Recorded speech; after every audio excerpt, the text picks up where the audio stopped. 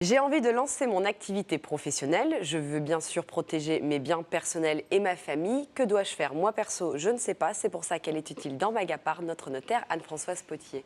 Bonjour Anne-Françoise. Bonjour Céline. Quelles sont les démarches donc à entreprendre pour protéger sa famille quand on veut lancer son activité?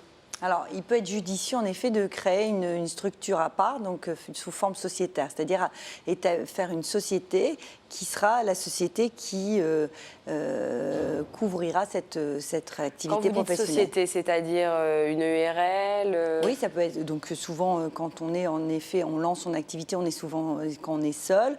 On peut donc adopter une structure d'entreprise unipersonnelle qui donc il doit y avoir des statuts qui doivent être établis. Et le fait de créer cette structure à part permet en effet d'éviter que son patrimoine personnel, comme vous le disiez juste à l'instant, ne soit tenu des dettes que cette société pourrait dans l'avenir faire ou être les dettes auxquelles elle pourrait être tenue. C'est-à-dire, moi demain je crée mon entreprise, c'est pas le cas mais on ne sait jamais. Donc si j'ai un souci, que ça ne marche pas, les problèmes restent à l'entreprise, on ne touchera pas à mes biens. Vous devez raisonner en fait comme si cette société était une seconde personne en fait. C'est une structure indépendante. Elle s'engage elle et c'est seulement son patrimoine qui y répond. Donc ça a le bénéfice de protéger le patrimoine que l'entrepreneur a pu avoir avant et qu'il a acquis en son nom personnel. Et donc, vers qui se tourne-t-on pour justement avoir tous ces renseignements et bien choisir son statut? Alors, en effet, il y a différents types de sociétés. Donc, le conseil peut donc être donné par son notaire. Donc, il suffit d'aller le voir. Après, il conseille aussi sur la rédaction des statuts, dans une optique aussi de pouvoir s'associer dans l'avenir, donc de bien prévoir certaines clauses pour peut-être intégrer d'autres personnes dans le cadre de la société dans l'avenir, si elle prend une bonne expansion.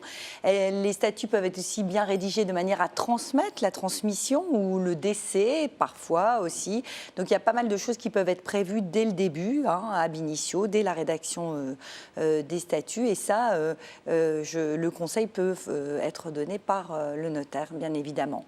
Alors, on rédige ces statuts et bien sûr, ensuite, une fois qu'ils sont bien sur mesure, ce ne sont pas des statuts type qu'on colle à chacun, à partir du moment selon le besoin, la situation de la personne, on procède bien sûr aux formalités de manière à donner vie à cette société, et notamment par le biais de son immatriculation, l'insertion dans un journal d'annonce légale et tout ça.